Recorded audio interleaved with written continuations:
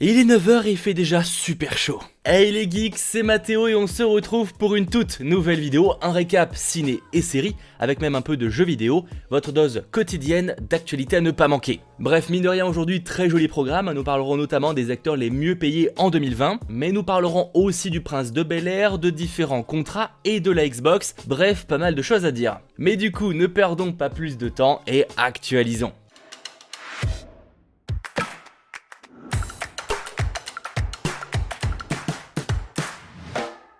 Et on commence, comme chaque année, ça tombe, les acteurs les mieux payés en 2020. Forbes a comme d'hab partagé sa liste et le bilan, c'est que le quart de l'argent a été versé par Netflix, qui visiblement paye assez bien. Sachant que ces sommes ne sont pas uniquement les salaires pour un film ou une série, ça peut être lié à une entreprise, etc. etc. Bref, à la 10e place, il y est toujours, on a Jackie Chan avec 40 millions de dollars. À la 9e place, il a élu domicile chez Netflix depuis maintenant quelques années, on a Adam Sandler avec 41 millions. À la 8e place, Will Smith avec 44,5 millions. À la 7e place, petit nouveau puisque c'est Lin-Manuel Miranda qui arrive avec 45,5 millions. Le principal de l'argent venant de l'achat justement par Disney de la comédie musicale de Broadway Hamilton. Par contre très intéressé, parce que justement en commentaire vous avez vu le film Hamilton sur Disney+. À la 6e place, on a la seule star de Bollywood, Akshay Kumar avec 48,5 millions de dollars.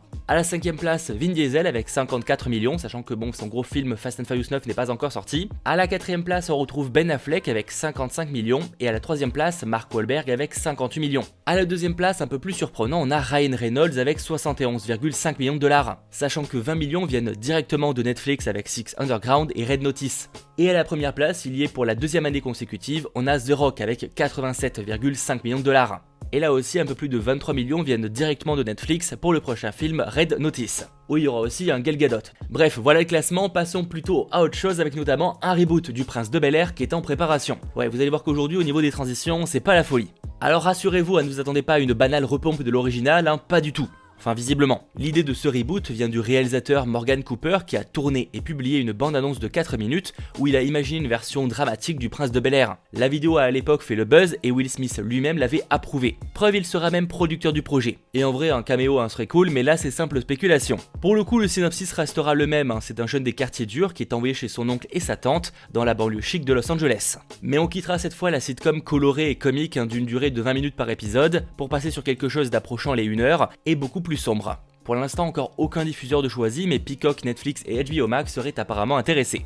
On change encore une fois de sujet pour passer sur des news en vrac. C'était déjà un peu le cas, mais là elles sont un peu plus courtes. Le New York Comic Con de 2020 est annulé, et tout comme le CCXP ou le San Diego Comic Con, il aura lieu en ligne. Du 8 au 11 octobre 2020, le compte YouTube officiel du New York Comic Con va diffuser en exclusivité des panels en direct. Alors encore une fois trop tôt pour évoquer la liste, mais apparemment Starz ainsi que CBS All Access et DreamWorks Animation, Hulu et FX seront présents. Autre style, Martin Scorsese vient de signer un contrat de premier regard avec Apple TV+. La société pourra choisir en premier si elle décide de produire ou non un film ou une série du réalisateur. Rappelons que Apple produit déjà son prochain film, Killers of the Flower Moon. Précisons que Killers of the Flower Moon avec Leonardo DiCaprio et Robert De Niro est quand même envisagé pour une sortie dans les salles. À l'inverse de The Irishman qui est sorti quasiment uniquement sur Netflix. Et du côté de Netflix justement, le service vient d'acheter les droits de la trilogie Fear Street auprès de Disney, qui les a récupérés avec la Fox. Fear Street est basé sur la série d'horreur pour adolescents de R.L. Stine et réalisé par Leigh Janiak. Les 3 films auraient dû sortir tous avec 1 mois d'intervalle en juin 2020, mais les films ont été retirés du calendrier suite justement à la fermeture des salles et au virus. Disney n'en voulait plus car leur calendrier est déjà surchargé, et c'est pourquoi Netflix vient d'acheter les droits de ces films qui sont par ailleurs déjà tournés. Aucune idée de quand ça va sortir.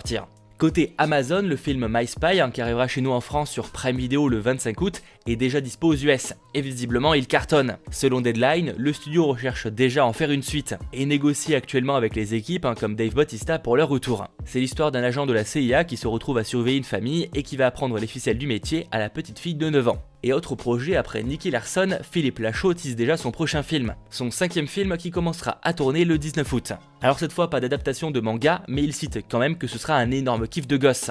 Le titre est pour l'instant caché, mais une recherche de casting et de figurants parle d'un certain super-héros malgré lui. Prenons les pincettes, mais ce sera sûrement le titre du film.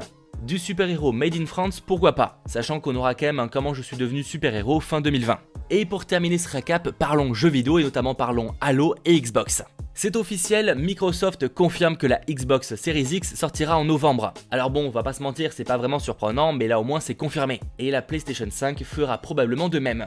Et selon The Verge, c'est à prendre avec de giga pincettes, mais la Xbox Series X sortira le 6 novembre. Mais la mauvaise nouvelle à côté, c'est que juste avant, Microsoft a aussi annoncé le report de Halo Infinite, le virus étant évoqué comme principale cause du retard.